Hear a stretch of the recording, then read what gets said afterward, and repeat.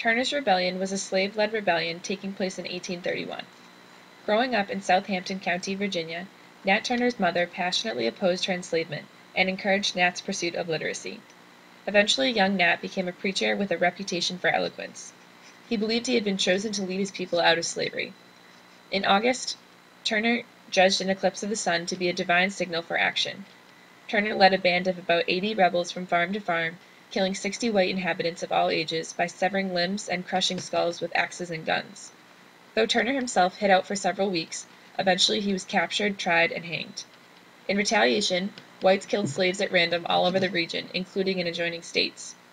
As many as 200 African Americans, including innocent victims, lost their lives as a result of the rebellion. The rebellion led to slave owners defending slavery aggressively.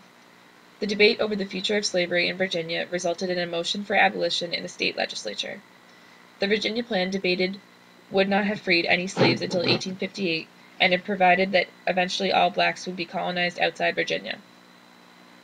The motion lost by 73 to 58 vote. In the end, Virginia opted to do nothing except reinforce its own moral and economic defenses of slavery. Based on interviews held prior to Turner's execution with author Thomas R. Gray, a book titled The Confessions of Nat Turner was published, telling Turner's story in a manner which made him seem fascinating. It became a bestseller within a month of Turner's hanging, and became one of the most remarkable documents on the subject of American slavery.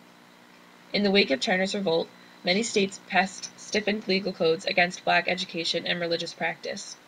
Whites' fear of future slave revolts stemmed from their belief that education and privilege inspired revolt.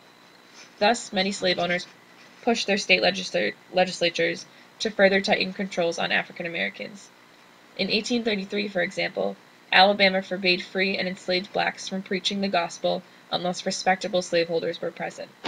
These controls became known as slave codes. These codes gave slave owners absolute power over their slaves, a step back in the pursuit of civil rights for slaves. The rebellion was a culmination of the unrest surfacing within the slave community in the pre-Civil War era, and raised attention toward the issue of abolition. Although the Virginia plan was a failure, more similar legislation was soon to follow, some of which would have a direct correlation to the outbreak of the Civil War.